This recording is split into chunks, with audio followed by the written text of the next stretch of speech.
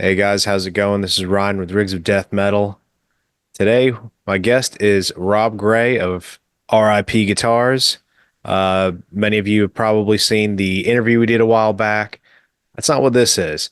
Basically, just want to give Rob a chance to kind of share with all of us laymen everything that goes into the cost, the price point that we see whenever we're especially purchasing one of his instruments, let alone, any smaller one, two man operation kind of builder, and maybe give you a little bit more insight as to, what it is that you're paying for. So, Rob, what's up, man? Hey, how's it going? It's going well, I mean, this is kind of how I want to approach this is that obviously there's so many factors in why guitars cost money and why we should pay for them. But this is going to kind of give somebody an idea of some of the things that any business owner, we're specifically talking about guitars, but really this is a discussion about what it costs to make a product in terms of materials, labor, and other associated overhead costs that sometimes people don't really think about, in addition to just, you know, being able to make a living doing it, right? Because guitars have to come from somewhere.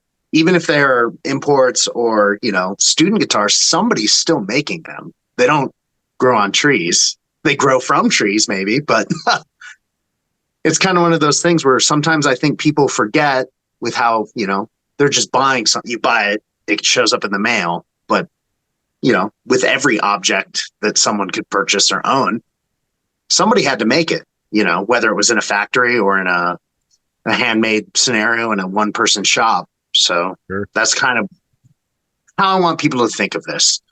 It's not in any way not complaining about how much things cost. This is merely just an informational, like, these are real numbers that I'm going to throw at you. And I'm going to kind of explain my personal experience and kind of the decision making process as to why certain things cost a certain amount. Sure. So before Sounds before good. we get started, is there any questions that you have off the top of your head about this? Uh,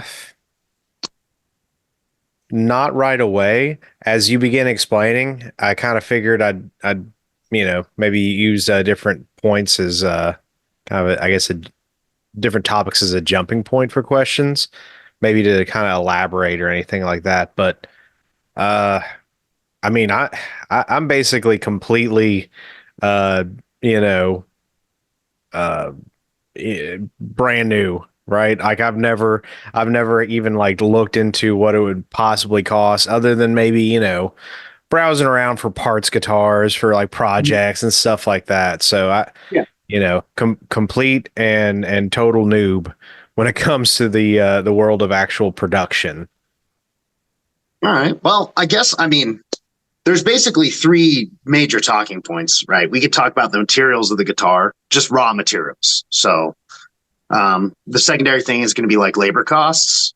And then the third thing is kind of the stuff that people don't think about, which is like overhead, insurance, taxes, um, what it costs to have an employee, right? Those are all factors that kind of affect how a guitar is priced. Um, the space you're renting, that being overhead, or purchasing. So we'll just start with materials, right? So basically, I'm going to start with what is, you know, like your classic, it could be a super strat or a metal guitar, whatever. Bolt on neck, right? So we're going to do like alder body, a maple neck, an ebony fingerboard, and a two-way truss rod, right? So looking at material costs for that, to do something that's kind of a bigger shape, like a star shape or an X shape, we're looking at raw material cost of $20 for the body, which is not crazy if you think about that. It's $20, right? Um, and then we're looking at 20, $12 for like the maple neck length if you're doing a one piece quarter sawn neck. An ebony fretboard because everyone wants jet black. We're probably looking at like an African ebony board. It's going to be like $45. And then a two-way truss rod, it's $39. So right there, just in raw materials, we're not talking hardware. we're getting about $120, which is still not crazy, right? But as we go down and we start adding fret wire, inlays, and then all the hardware, and the hardware is kind of the big sticking point for a lot of people. Why did you spec a certain bridge over another certain bridge, or this switch versus that switch? And it really comes down to the dollar amount and how much people are willing to pay. Because really, when you're making a product, I mean, when I started building guitars, I just built guitars I liked. And I found a price that made sense for my time investment and material investment. But when you're designing a product that is not necessarily so bespoke, I'm trying to hit as many markers within reason, within a certain price point to create the most value for the customer, right? So I'm going to try and choose premium hardware. I'm going to try and choose premium material, but I also can't exceed a certain price point because it's either not competitive in the market or people don't see the value to cost ratio, right? So this is the biggest sticking point that I see is, well, I'm just going to use these generic terms as name brand locking tremolo versus Japanese made locking tremolo. Okay. There's a price disparity of about $120 cost on those in the final cost of the instrument. And while $120 doesn't seem like much, when it breaks down in the total cost of the guitar and paying for it to be made, that could be the difference between being able to pay an employee a fair wage or not with some of this stuff, or, a USA made toggle versus a name brand toggle. Like we're talking $7 or $28, Damn. Yeah. cost. We're talking wholesale pricing, or a particular real nice switch that I like to use, $38 cost. So $7, $38 for a three-way toggle, right? And then, the next question is people are very interested in stainless steel frets. Well, the fret wire itself is not a huge difference in price point. Like we're looking at, let me find where I'm at here.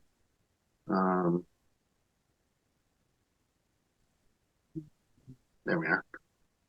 $24 about, maybe less if you're buying in bulk, even more bulk, because there's multiple price break tiers, right? There's your initial wholesale pricing, and then there's like you order X amount and you get the next price break. So let's just say $20 for nickel silver frets to do one guitar. Stainless is $30, but there's some time cost wrapped into doing a stainless fret job that's not necessarily just the material cost, right? So the real deal, honest, truthful numbers on like a bolt-on, maple neck, ebony fingerboard, alder body with a locking trem of some sort and two pickups. The material cost comes down to about $630. That includes the case, packing materials, box, case candy, like a t-shirt or a certificate of authenticity, that sort of stuff. And that's not crazy, right? So you're selling your guitar for $2,500. You take this $630 off there and you have $1,800 to work with, which sounds pretty good. And it's a reasonable starting point, right? Now, ultimately, though, what it comes down to now is you have to start subtracting your overhead costs and then all your taxes, which is very real. I mean, some people do build just as a side thing and they're doing it and they don't really worry about that. But when you're doing it full time, this is my full-time job. You have to, and to have business accounts and have, business credit cards and all that stuff, you have to be set up with a business license with the federal government and your local state officials. And if you don't do your taxes, they come for you. Sure. So, like, now we'll talk about the time, right? We kind of talked about raw materials, right? And then what someone perceive as $1,800 of profit, but it's not really, because if I'm not making the guitar, that money doesn't go in my pocket. It goes to an employee, right? So I've been timing myself building production models, or every guitar really. I have a notebook for work. I time every process, even as a batch or as an individual, and I kind of have averages here, but to take a guitar from raw material, processed, and built, set up, put in the case, packed, ready to ship is about 9.5 hours. All right. Now, it's not 9.5 hours straight because there's glue time, there's time for wood to be seasoned. Like specifically when I make necks, I'll process a neck blank, glue on a fingerboard, and let it hang out, because it comes out of a giant billet. And when you're resawing stuff, you're removing material and then you're releasing tension in the wood. So Mm. neck length could move, it could shift, and I want to make sure it's Sure. done before frets go in, right? So I actually will end up doing that twice on a neck. When it's first made and the fingerboard's first attached and it's rough profiled, and then I'll let it hang out a week or two. I will profile the neck and radius the fingerboard, and then let it hang out for another week or two before I do final fingerboard radius and fretwork. Because when you carve the back of the neck, you're removing, a third of the material, and that could be, you know, a movement in the neck. It could change the fingerboard plane. It could twist. You do all these sorts of things, and you obviously want to do that after. You want to do your fretwork after the neck is moved. Right. you know, because Sure. I do see, a common technique is to leave the neck a square slab and to put in frets and then carve it because it's easier to fret a flat slab, right? In terms of process. But Hmm. you could run into unexpected issues because wood will just move, even if it's correctly seasoned, even if it's a perfect grain orientation, a nice clean piece with no knots, that's kind of just a variable that I would like to account for because I want to make sure that the neck has done whatever it's going to do before I do the final planing of the fretboard. Right. So we got a bunch of time, like watching glue dry, literally watching paint dry. So I mean, in the real time, it's not as simple as like, okay, it's 9 hours. I'll build one guitar. I'll build 5 guitars a week or 4 guitars a week. It's not. It doesn't work like that. Yeah. But to make the math easy, let's say that I've been building guitars for 20 years. I know my shop. I know where everything is. A lot of the information is memorized, so I can crush a guitar build in 9.5 hours. Right. I get an employee who needs training. Let's say they're really good. They're probably going to be at least 10% slower. So Sure. let's say 11 hours, right? Okay. So they're going to crush a build for 11 hours. Now, this is kind of some rough math we're going to talk about. So we have that $1,800 after materials, right? Is taken out. Let's say 40% of that goes to RIP, so that's 750. That gives us $1,000 to work with for labor. All right. And I'm still the one who paints them because painting is probably one of the more challenging things to do. So we're just gonna chop $200 off of that. So $800 is the cost of labor that I have to spend, and we'll come back to that 40% that went to the business. So we take that $800 and I say, all right, you're gonna build this guitar. Well, you get 11 hours to build this guitar with $800. That comes out to about $72 an hour, which is pretty good for a trade labor shop rate, right? Yeah. Mechanics in my area make $75 to $120 an hour. Plumbers are kind of the same. I'm sure electricians are kind of similar. Depends on the area. So trade labor, right? So let's say that you, the employee, in fact, accomplished this, right? So you get your $800 for your paycheck. Well, unfortunately, the tax man's going to step in because everybody pays 6.2% in Medicaid and 1.4% in or excuse me, Social Security and then Medicare, not Medicaid. So like 7% some change, right? Yeah. Um, but as an employer, I have to pay an equal amount, right? So I have to pay. So if I pay me $800, I'm paying the government 7% on that. It doesn't seem like a lot, but over time. And then, you come to your income tax. Let's say you're at the low, 45 to 95K. That's 22%. So then we add state taxes in Utah, it's 4%. I mean, ultimately your $800 that you're paying your employee, their take home ends up being more like 550. after taxes, right? Because of everything that's got to come out, right? Yeah. Which, if you're able to crank out guitars and do large volume, you can make a good living. But here's where the real challenge comes in, is to the facilities, right? What facilities you have, and then based on the facilities you have, what kind of overhead costs you have. Hmm. So, as if this wasn't boring enough, we're going to talk about more numbers and math. This is probably the driest informational ever. I tried to think about how to make this fun, and there's no way, because it really is just looking at math, right? Sure. So that's kind of the reality of just paying an employee and not accounting for any of the business overhead, right? Because you're like, wait, what about that 40% that your business took? Well, let's talk about some of the overhead, and then we'll do kind of let's remove the employee equation, because that makes it a little complicated. And Um, just just popped in my head. Um, do you wind up paying yourself for your employee overtime too in the midst of all that? so there's a lot of different ways to approach this. How a lot of manufacturing industries do it is piece rate. Okay. You get paid per unit, or Gotcha. per task, right? So I actually have a full breakdown of like all the major tasks. Hmm. If I have someone who can really do it all, I'll let them do it all, and they'll get paid that amount or whatever amount. But if someone's like, hey, I need a hand, I can train this guy to wind pickups, he can come in and wind pickups, there's going to be a per unit cost. And it's Okay. going to be based on the average time that it takes me to do it plus 10%, basically, to give someone a margin of error for not having as much experience or not being as familiar with the process.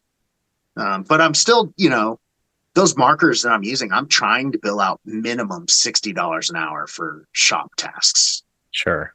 because it is skilled labor. It's not like, you know, Right. I don't, it's not an unskilled labor job. It's not an entry level labor job, you know. And I want to make it worth people's time, because the kind of people that are coming in the shop wanting to work do repair or already make stuff and build stuff. So why would they? Well, all this math is, why would they do it for themselves or do it for me? Is Right. really Right. the thing, right? Um, but yeah, I mean, I pay myself, but he, this next part where we talk about the overhead costs and then we remove the employee and talk about like what a month in the life of is, will kind of give you an idea of how much someone could make. Um, so now, all right, we've got materials aside. We kind of talked about what you could use your profit for to pay an employee, which it's not profit anymore. That's labor cost, right? So that $800 becomes labor cost. Um, Kind of the reality of owning a shop is you have to rent or own it. You have to buy it or you have to rent it. If you have a big enough garage, maybe you can run it out of your house. I ran my shop out of one car garage for many years when I started, but once you start building more than a handful of guitars a year and doing paint and doing repair and winding pickups, you need space. And if you're really trying to be efficient, you need a lot of space, because you're going to set up dedicated workstations. You know, having 4 workbenches is not even enough to do it by yourself, because in reality, how many times are you going to set up and tear down for a particular task, if you don't have a dedicated workbench? Like, having a dedicated fretting bench is a thing, having a dedicated pickup winding bench, a bench just for sanding guitars before buffing, an area for routing. You name, basically pick a task and it should probably have its own bench with all the tools specifically for that task at the bench. But I would say, in my kind of looking in my area, the average rent for a shop is $1,200. So $1,200 a Uh, month. So that comes right off the top. yeah. That you got to pay for that. There's some other soft associated costs, like paying for your insurance for your business. That's not like too big a deal on a month to month basis, but you get a discount if you pay it all up front, because you got to have coverage for the instruments you're building if they get stolen or destroyed in a fire or something. Or if you're doing repair, you have to carry a lot of liability insurance, because you have other people's property on your premises. And, if you do good work, you get expensive guitars in your shop. It's not uncommon for me to have $5,000 to $7,000 custom guitars come in the shop for service, setups and all that. But like, it's a safe shop, it's a safe location, but having that stuff there is just plainly a liability. Sure. Um, and then, on top of that, there's kind of like the things that are used to make stuff happen in the shop that they aren't tangibles for the client, right? So there's this category that I have in my QuickBooks called shop disposables. So shop disposables is going to be things like super glue, sandpaper, all kinds of adhesive, tape, bandsaw blades. I mean, if you start thinking about all the tools that have sandpaper on them, like my 80-inch belt sander, one belt's $40, Yeah. right? A decent bandsaw blade's $40. Drill bits and router bits wear out, and if you get nice carbide ones, those are $40 to $120, depending on what kind. If you're really getting some heavy duty stuff like carbide shaper heads that have helical cutting surfaces, those are $300 for just one bit. And all these things, like, not they literally get thrown in the trash when they wear out, Right. or are used. You use a piece of sandpaper, it's trash after you throw it away, right? So all those things kind of go into your month to month costs. And I didn't include those in these quick numbers because it gets really messy really fast. Sure. But I'll tell you that my shop disposables last year was $3,000. Is that for the entire year? Whole year. Yeah. Okay. Yeah. All of last year, I spent $3,000 in things I threw in the trash. Gotcha. So that's two whole guitars I built to throw the money in the trash, basically. Kind of. Not really. You have Sure. to have those things, but it's like strings. You got to have them, even though you throw them away. So let's crunch, like, you got a $1,200 a month shop. I have a spreadsheet here that I can plug numbers in, and it'll actively. So all this stuff for pricing, I'm going to give you the scenario that, let's say you can build 2 production models and 1 custom shop a month. And we're going to subtract materials from everything. So let's say for 2 production models, you take $3,400. And then for one custom shop, you take $3,500. And we're going to have to account for time here, right? The production models, between the two of them, without the wait time, let's say it's 22 hours. Let's say your custom shop is 22 hours as well. So that's 45 hours of work, right? That's like, you say that's 1 week. It's not. It's a lot more than that. But you look at that and you're like, okay, I'm taking home $6,900. That's cool, right? $1,200 rent comes off. And let's say that you took out a loan and purchased a piece of equipment for $1,000 because you needed a bigger bandsaw, you needed a pin router, right? And that's like a payment for 5 years. So you're at $4,700, right? Now, it seems pretty good. That's pretty decent after all your taxes and all that. If you can do that in 1 month, you'll take home $2,900 in 1 month. That's pretty good. $29 an hour. But we're not including the soft costs and then some of the miscellaneous costs of owning the business. Like, that's just renting a shop, right? Now let's talk about if you are really playing the game and you stepped into a big shop. So let's say you bought a shop. Let's say you bought a shop 2 years ago that you didn't tell anyone about because it's still under construction because you're working with the city for permitting. Oh, That shop costs okay. $3,500 a month. And your Wow. current shop rent costs $500 a month. And your equipment that you purchased is $1,000 a month. So now you're taking home $1,900 before taxes. Hmm. So you're making $12 an hour to build 3 guitars a month. So that's $1,100 take home, $1,200 take home. Now maybe it's not that dire. maybe I'm exaggerating. Maybe it's $2,500 a month for your mortgage on the building and the construction loan. $18 an hour. You take home 1,800 bucks a month. I know that I can get a job at the grocery store stocking produce for that much, and it's a lot easier than the job I do. Now, there's a big sliding scale because if you can push volume in a shorter amount of time, you obviously can make more money, right? But to push volume and really increase volume, you have to have the facilities to do it. So it's kind of a chicken or the egg. How much volume can you take Sure. before you can get a shop, but you also have to have the money to pay for the new shop? Yeah. So it turns into this interesting game of trying to balance cash flow, which is really what it's about. It's not like you can't make money. Now, what we're talking about is after all this is, said and done, we have to worry about cash flow because what we didn't talk about in material purchasing is buying stuff in bulk for the better price. So you're footing the bill for, one potentiometer. What do I got here? One volume control, one potentiometer. It's 325, but that's only if I buy 20 at a time. Right. Okay. Okay. Some of these stuff, same with the switches. It's $7 for a switch, but only if I buy 20. Mhm. you know. And then same with like stuff for making pickups, right? I'm not buying a one spool of wire, like a small spool, I'm buying a 1 pound spool. It's like $120 for a spool of wire up front. Sure. And also, I can't just buy $20 worth of alder to make a body blank, Yeah. right? Right. I have to Right. buy a full board or more.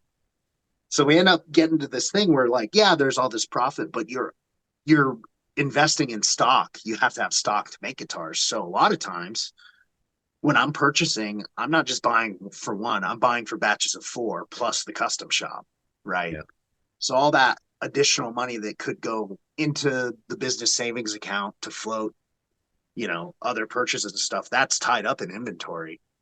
There's strings that you got to have in stock.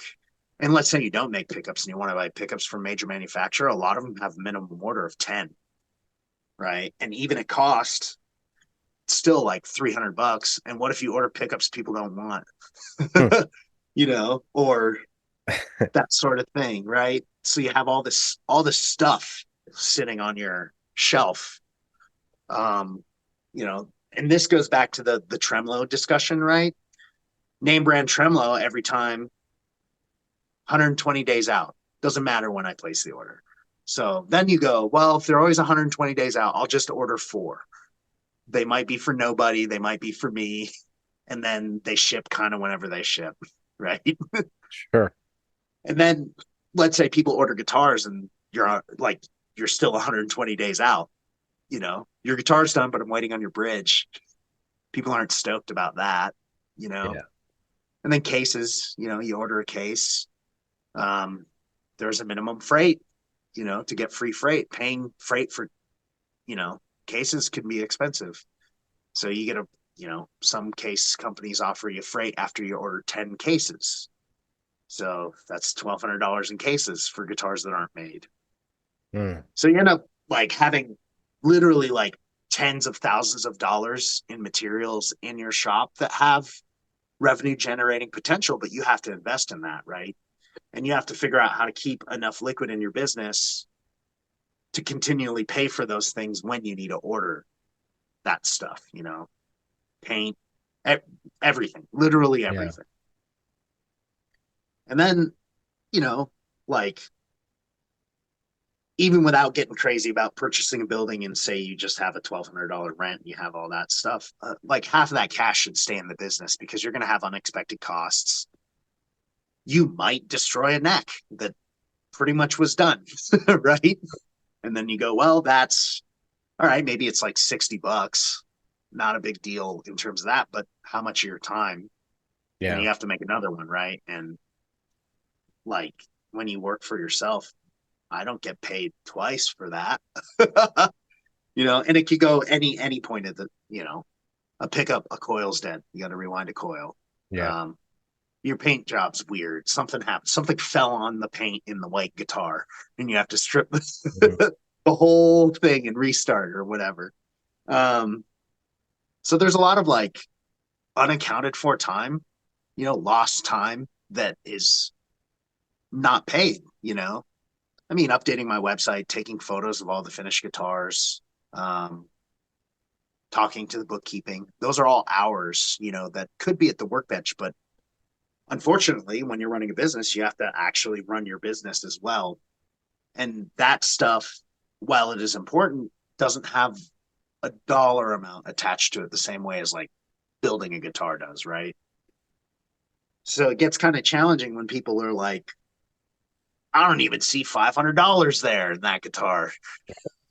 That was an actual comment someone made about, and I'm like, I'm not going to argue with them, but I'm just like, that's Sure. unrealistic.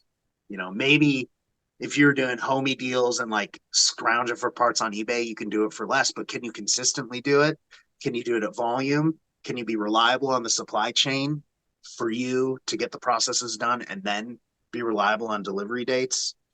There's just a whole lot of stuff that becomes unpredictable when you start having these every step of supply chain. And then on top of that, what if they have a supply chain issue? Like during the pandemic, I couldn't get sealer for a year and a half because they couldn't get the chemicals because the ports and all that Sure. stuff. So like I had to call pretty much every other week and be like, "Hey, do you have some? Will you sell me just 1 gallon, please?" They were really good about being like fulfilling their large accounts and then saving some for the little guys That's because good. because they get it, and I think about that stuff too. But it's it's a lot more complicated than just like the parts on the guitar, Sure, sure. as everything is, right? And then there is some stuff where okay, you do have a big enough name and you've proven that you do good work and that and you can charge more, you know.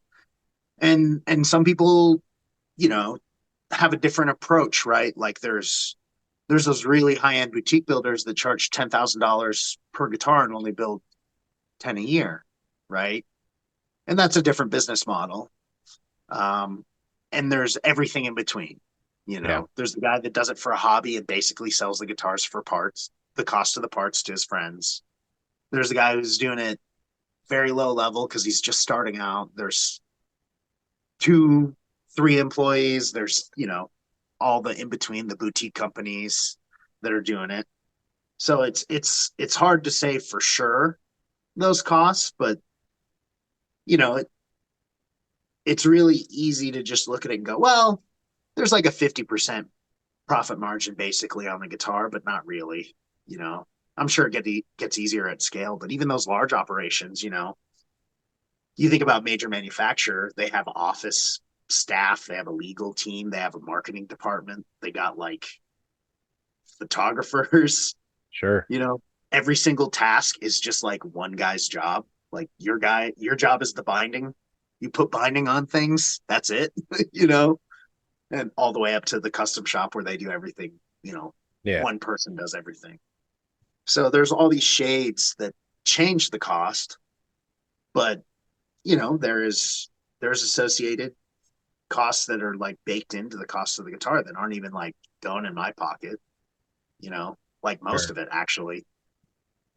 What do you which it might be pure speculation, but I feel like you would have at least a slightly more informed opinion on it than I would, but um if we take, you know, uh international guitar company A, just some big brand um that can put out a $200-300 guitar in 2024. Mm-hmm. What do you think is helping them get that price point the most? Is it just saving on labor? Is it having their own brand name like parts, or just being able to buy in big enough bulk orders to where they don't have as much in materials? Or is it just a combination of everything? It's a combination of everything. I mean, quality materials, obviously, like name brand locking trem, like with a locking nut, is almost $300. Yeah, Like you put a pot metal fixed bridge on your guitar, those are like you could buy on Amazon for $12. So I imagine if you order it from a factory, it's half that, $6, right? So like, um, I mean, and that goes for every piece of hardware, right, on the guitar. And then obviously, if we're doing, we're talking about the import market. Cost of labor is cheaper in those countries, and you know, there's a lot to be said about whether that's ethical or not. And Sure. that's Sure. that's part of my company is like the guitars are priced to pay an employee to be able to live a like the idea is to pay enough that they can like do it full time and be comfortable. Sure. Because I did it for a long time full time and made less than like a fast food employee. And that happens when you start a business. I'm not once again, there have been a lot of things that someone could misconstrue as a complaint, but I'm just telling you like these are like the factual numbers. It's not woe is me. It's it that's just what it takes, to get somewhere and to have Yeah. longevity in your business. You kind of got to take some hits on your how much you get paid because you keep it in the business, right? All those parts orders to keep stuff on my shelves is money that I don't take home because making sure the business will be here tomorrow because I believe in it, it's calculated risk. I believe in it. I'm taking the calculated risk. So I'm putting my liquid cash back into the business instead of taking it home. And that happens at every stage and it's still happening. And we didn't even really even talk about the upstart cost. I didn't talk about the cost of any of the tools. I just talked about if you walked into a fully equipped shop, you know, like good power tools are expensive, and developing your processes around the tools you have is critical, but some tools do the job faster. Some tools are more suited for that. And then there is the other associated cost of your physical well-being, right? Oh yeah. Like I'm sure there are people who are going to watch this who have done level crown and polishes. They've done their own fretwork, and that's cool. But I probably do like 3 or 4 a week, and half of them are on stainless. And Mm. I challenge anybody to do that without nice tools and tell me that you can still go home and play guitar after, Yeah. you know, comfortably without your hands or your forearms or your elbows being wrecked, you Sure. know? So some of that cost is like I'm paying it back in to like save my physical body so I can still play guitar because I have tour obligations and also like who cares if I build guitars if I can't play them? Yeah. Right. So it kind of turns into this thing where people and there's nothing wrong with being a hobbyist. I started as a hobbyist, but they look at the tool cost from the professional tool companies, like a diamond crowning file is $180. And you go, what? $180 for a crowning file? Well, I probably buy 2 or 3 of those a year because I use them so much, wear them out and throw them away, you know, Yeah. especially if you're doing stainless. And that's kind of some of the unforeseen costs, right? Sure. Uh But oh, sorry, go no, ahead. go ahead. Go ahead. Uh I just had this kind of burning question since the beginning. I was just kind of waiting for you know, a good chance here, but so if you wanted to like you mentioned earlier, um sell a competitively priced guitar, uh best value for the money, Mhm. uh, what would be the first thing, not necessarily that you'd like skimp on, but where would you look to try to uh save cost first? Would it be maybe some of the electronic components, some of the hardware that people fixate less on? Would it be the pickups? Would it be the paint job? Would it be what Man, would, that's a hard question because I really do. Okay. So obviously we could put import locking tremolo, like the cheap one. The cost on that's $60. If you put that on a guitar though, and you're selling it for I mean, anything over $800, people are going to riot just because of some of the trends the market has set, right? Oh yeah. Because, you can, I mean, you can get a $600. I'm not saying, like I said, I'm not naming brands, but there's like $600 to $800 guitars that are imports that have EMGs and a name brand locking trem on it. Yeah. And like, I can't compete with that. I mean, it costs me more materials just to buy the stuff to make the damn thing. So it's Yeah. hard. Sorry, I'm by a drum Oh, you're kit. good. Actually, let me drop that. I mean, I don't know. That's a tough question because I feel like I have distilled what I perceive to be a high quality instrument for the price points that I'm at. And I came to those conclusions through all these things I just discussed. Sure. And what's really interesting is there's stuff about these guitars that maybe people don't value that I value more because I service instruments and I play. Like a quarter sawn maple neck is a pretty big deal. It's more stable.